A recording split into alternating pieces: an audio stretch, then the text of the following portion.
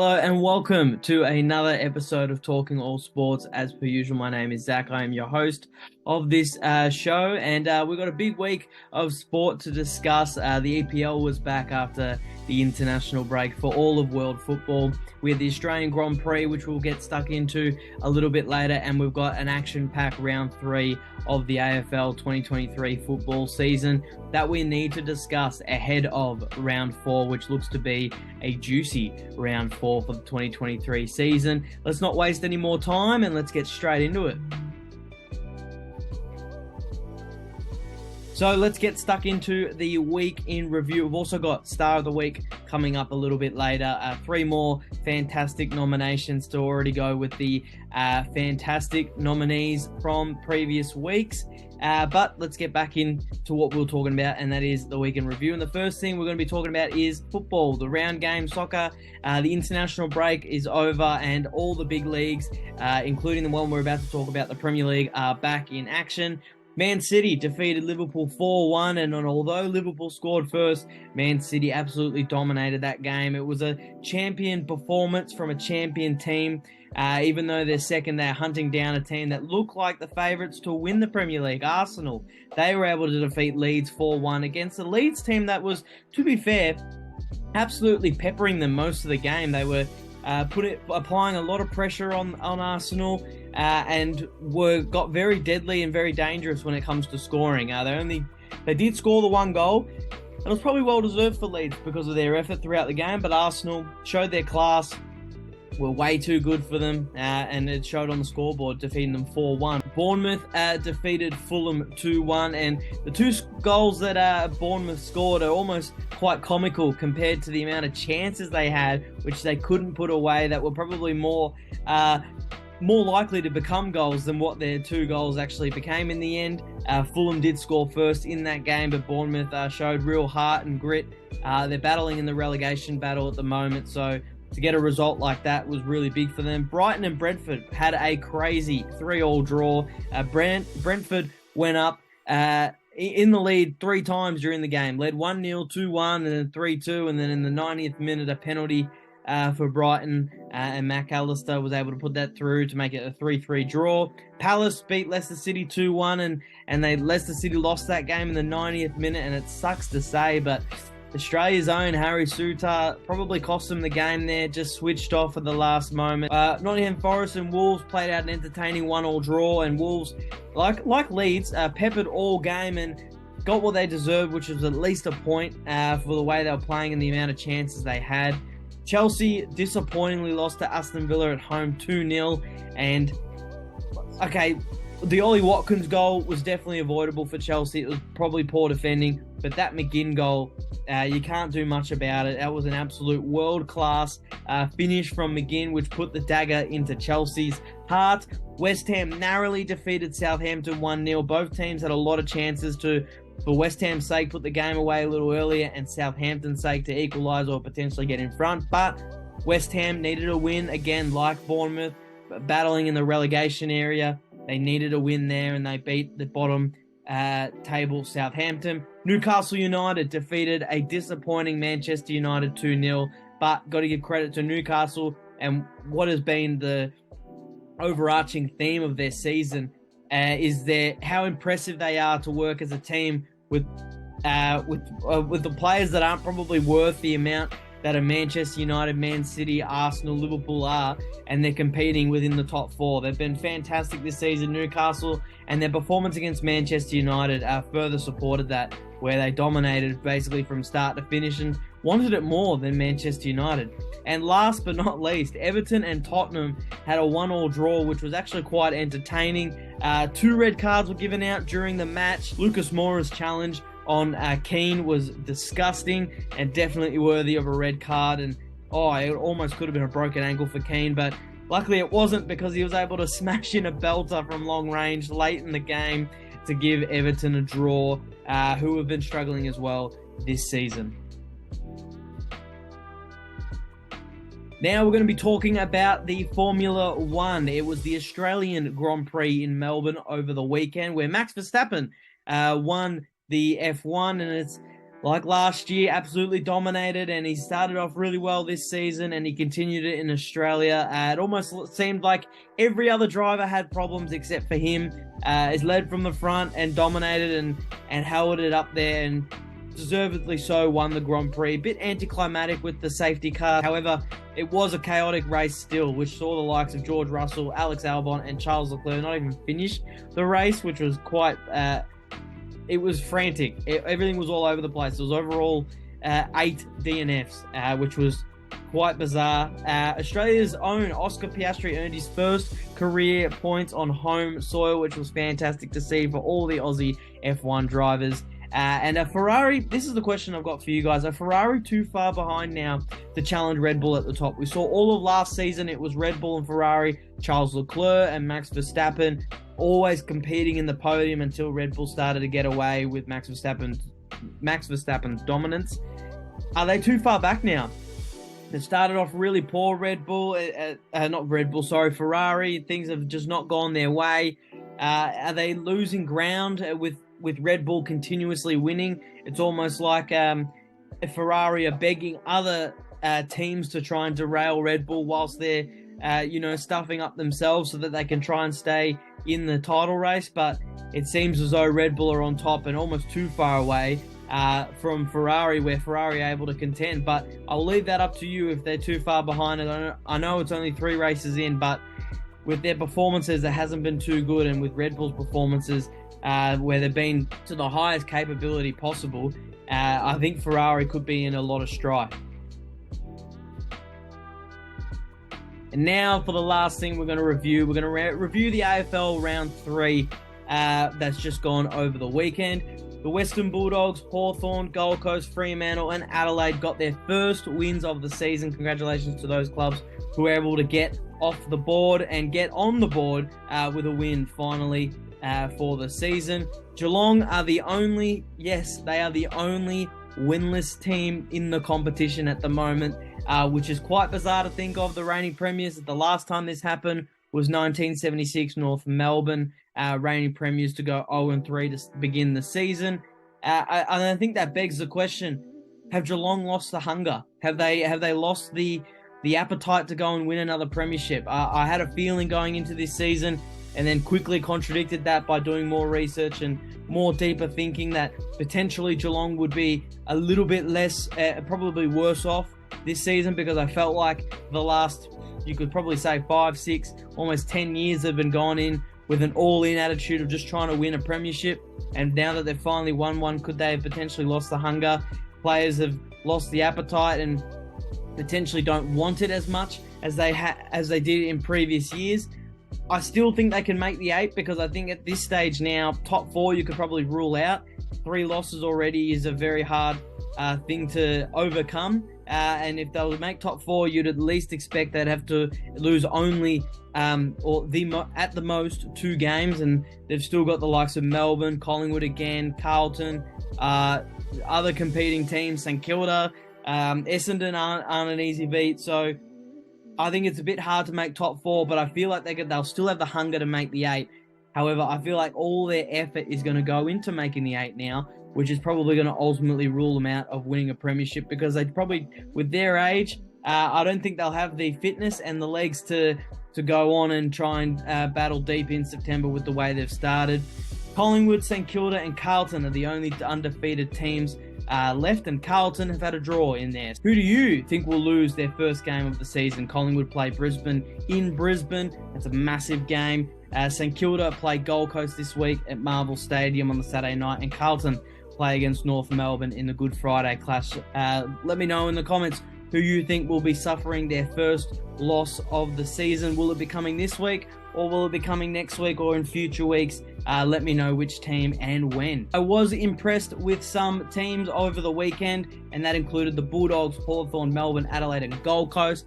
Although I picked Bulldogs and Hawthorn to win their respective games, I am impressed with the response, with the pressure that was coming in through the week. The response that they had over the weekend and took care of business was very good. They showed a lot of heart. Very impressed with Melbourne's performance against the red-hot Sydney Swans, and a really good Sydney Swans, mind you. Their ability to take control and kick away, which we weren't able to do. Sorry, I'm speaking a bit of bias because that is my team, but they weren't able to do it last year enough, and it's probably what cost them their season, especially in that semi-final against the Brisbane Lions. So to put in a performance like that against a really good Sydney Swans team was very, very impressive.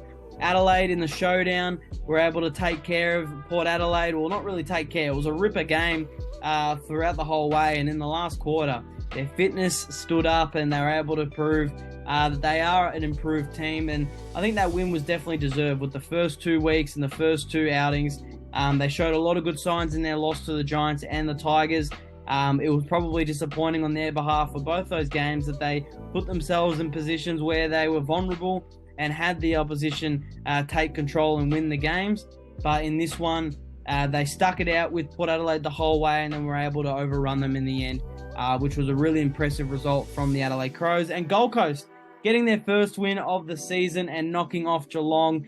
The reigning premiers Geelong showed a lot of heart. I think a lot of people doubted them going into this week and didn't really give them a chance. So fair play to Gold Coast. Well done. Very impressive performance. Showed a lot of grit and showed a lot of heart in that performance against Geelong.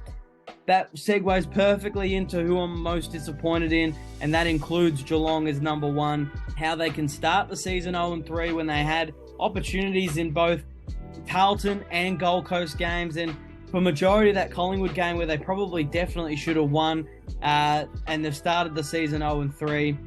It looks to me like the hunger has just gone away. Almost that some players are just not as desperate as they were in previous years. It just looks like they've come into the season a little bit unfit, which is surprising because I thought what I was seeing through the preseason, they were looking all ready to go. It's a long season. We got to remember that. It doesn't mean it's season over that they'll miss finals. However, this is a terrible start when it comes to their chances of top 4. Even though I think it's shot, it is very unlikely because they can still make it, but it is very unlikely top 4 would be on the cards, and that could ultimately hurt and significantly hurt, especially with a team with that age and with those bodies, their chances of winning back another premiership and going back to back. Brisbane played down to Bulldogs level. Now, I'm not going to take too much away from the Bulldogs. They played great with the heart and the grit. However, the quality that they're at when it comes to the skills, their contested work, their transition defense, and their transition ball movement, it is not at a good level at all at the moment. And what they showed on Thursday night still wasn't at a good level. They were able to get the win, so credit to them, and I'm impressed with the heart that they showed to be able to stick through it and push through it and be able to get the win. But I'm disappointed at Brisbane, a team that's meant to be a premiership contender. Were happy to play down to the level of the Western Bulldogs on Thursday night, and they got what they deserved, which was a loss and a disappointing loss. I think they're going to need to bounce back, obviously, against Collingwood in a massive game at home. They are a very good team at home, but Brisbane, if you want to be a premiership contender and you want to win a flag, you can't play down to these sort of teams. You can't play down to teams who are out of form, and you can't play down to teams who you are currently way better than. And that's exactly what they did on Thursday night, and they got what they deserved, which was a disappointing and embarrassing loss in front of everyone. We're at the next week, and we're already still talking about Brisbane, and the pressure is still firmly on Brisbane, so there's no hiding in this competition when you play that badly. And it is, very, like I said, there's not many other words I can say, but disappointed with what Brisbane dished up on Thursday night, and they need to respond big. So does Port Adelaide. Started the year like a house on fire against Brisbane, beat them at home convincingly, and had most of the league thinking, oh yeah, Port Adelaide are back. But then a performance against Collingwood, and to be fair, Collingwood were outstanding that day. But to be overrun by a younger Adelaide team, it was very disappointing. I mean, they went in favourites. It's a showdown. You're wearing the prison bar, Guernsey. It almost looked like in that last quarter, the pride they had in that Guernsey and the pride they had in that club just almost faded away and disappeared, and which was able to lead Adelaide to running over the top of them. So disappointing from Port Adelaide from the weekend just gone, and they've got a massive game away from home against Sydney where they need to bounce back. And Sydney will be looking to bounce back as well after being run over the top by Melbourne and losing by 50 points. So that's a massive game this week for Port Adelaide. Like I said, disappointed with how they were on the weekend, and they really need to bounce back this week. Now we're going to be moving on to my round 3 power rankings from the AFL season. And as it pops up on the screen here, as you can see, nothing has changed with the bottom 2. The Eagles have slipped down to 3rd last. However, we look at the top, Melbourne have gone back into 2nd position. And look at the Saints. They are rising 3-0. They get to 6th position. I would like to try and sneak them higher. However, the teams I have ahead of them, I look at both on paper and in realistic terms. If they were to play each other, I think all 5 of those teams would beat the Saints. Geelong have fallen all the way down to 8th and are hanging on to that 8th position by a thread, as Essendon, although they lost to St Kilda, are breathing down their neck to try and sneak into the top 8 of the power rankings. Port Adelaide have slipped down even further, and I could have had North ahead of them. However, I just think Port Adelaide would beat them purely because of the talent that they have on that list. So that's why Port Adelaide are a little bit ahead of North Melbourne, but North Melbourne have dropped down due to their disappointing loss to Hawthorn. And I'll tell you, it's getting really tight. There's a lot of positions which are easily interchangeable, and depending on results this week, it'll be interesting to see if there are big shapers and movers, because we've got some tight games. Richmond Bulldogs will be very interesting to watch. You got Brisbane Collingwood, very, very interesting to watch that one. You could even argue Geelong Hawthorn. Geelong are winless, and Hawthorn just won their first game, but only sit 1 position above Geelong. So lots and lots of interesting games.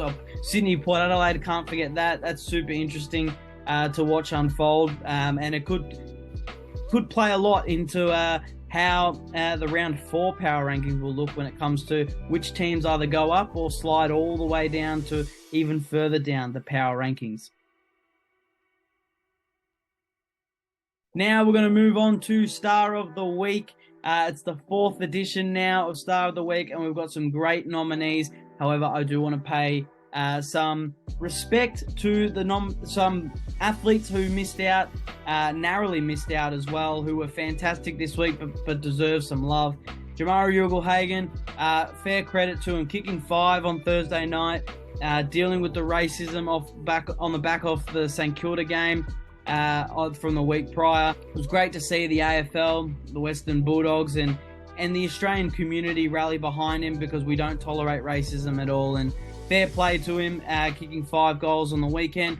I thought Will Day and James Sicily could have easily got a nomination this week. Jacob van Rooyen in his first game for the Melbourne Demons, he definitely could have got one. Ruben Ginbey, and I said Rising Star nominations won't get it every week, but he could have definitely got one with his performance in the Western Derby.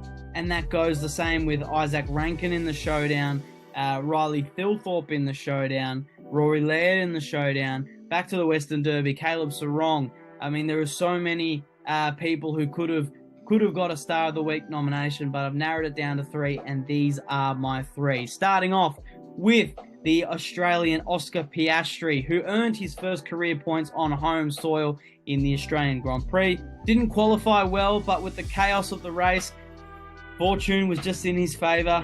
He was able to fly all the way up to the position he was and to earn his first career points, which was fantastic to see for him in just his 3rd race. So absolutely brilliant, and he can take a lot of confidence out of that performance. Although a lot of things did go his way, he's able to say on his resume he has points in the Formula 1, and when it comes to the next race coming up in a few weeks in Azerbaijan, in Baku, he can take a lot of confidence going into that and can potentially put in an even better performance in just his 4th drive for McLaren. And I guess that is the big question. Will he be able to back it up? I think he can. It just depends. I mean, are we going to have 8 DNFs, or are we going to have 0 and he absolutely dominates? But it's exciting for McLaren, exciting for Aussie F1 fans, and most importantly, exciting for Oscar Piastri. Gets his first points on home soil, which is probably the most ideal way to do it, besides on your debut. But nonetheless, he's got it. It's in the bank. He doesn't have to worry about it anymore, and now he can continue try and get better. and hopefully back it up in Azerbaijan. Next up for a Star of the Week nomination, it is Dylan Moore for the Hawthorn Hawks. I said Will Day, James Sicily, they were stiff.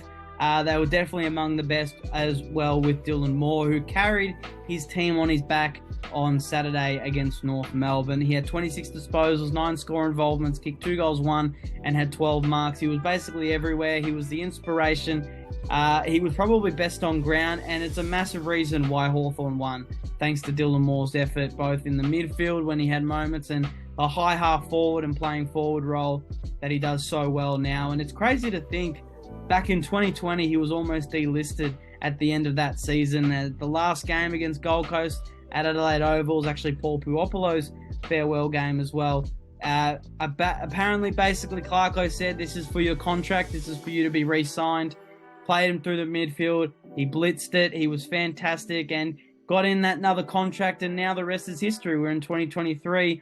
Could potentially be a part of Hawthorn's best chances for an All-Australian player this year, and definitely be up there for the best and fairest. He's part of the leadership group. He's just come a long way. It's fantastic to see for Dylan Moore, and he fully deserves a Star of the Week nomination. And the last Star of the Week nomination goes to Jack Lukosius. I think this was a feel-good story, watching him absolutely dominate against Geelong. But he had a ripper game. Could this have been his breakout game? I mean, we knew how good he was, and we still know how good he is, but did we need that game to really know, or to really, accept that he's announced himself as the player that we all thought, or we all already knew he was? Kicked 5 goals, 13 disposals, 12 score involvements, 9 marks, and went at 76% disposal efficiency. He's played the roles like the wing, on ball, half back, and now playing a bit more forward. It's probably his breakout game as a forward. He kicked a clutch goal from 73 metres out. That was inside the centre square. It's one of the craziest goals I've ever seen. The confidence just when he took the mark to say, oh, no, I'm going for goal.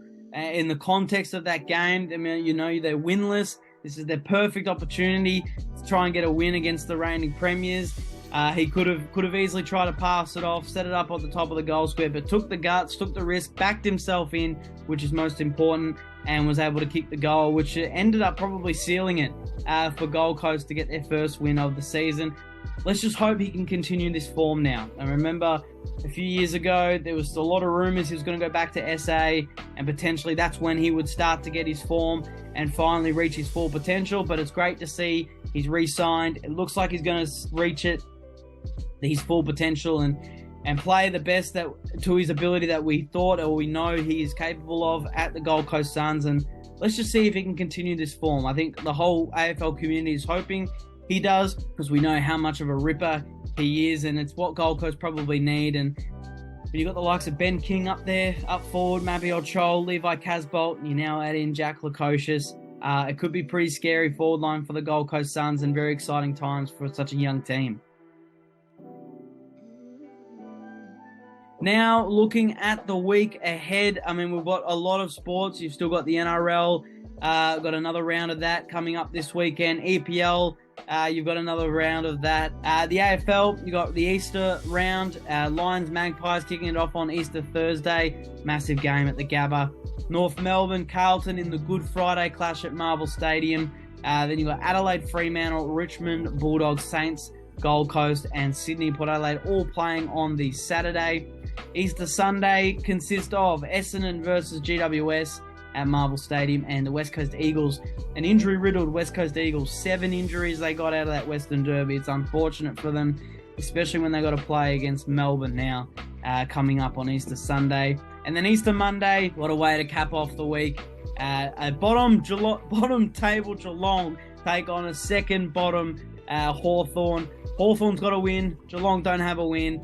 Geelong are the reigning premiers, and Hawthorn were tipped to be the wooden spooners. It's a crazy game that's going to be. It could be close. Who knows? I think it will be a packed out MCG. Hawthorn fans will be optimistic. Geelong fans will be expecting a win at least. They can't go 0-4, and if they were to go 0-4, then there will be serious troubles, not just with top 4 like I mentioned before, but potentially getting down to the stage of top 8 could be out of reach. A stacked weekend of sport as per usual, and it is very exciting to see. And that's all we've got time for this week's edition of Talking All Sports. I really appreciate you watching. Feel free to like and subscribe and leave your thoughts in the comments. If there's any sports you want covered, let me know in the comments and I'll make sure to do it in future weeks. As per usual, I've been your host, Zach. I will see you next week where we'll be talking about the sport that's just gone ahead over the weekend and the sport coming up in the week ahead. But for now, enjoy the week ahead of sport. It's action-packed. It's going to be a ripper, and I'll see you next week.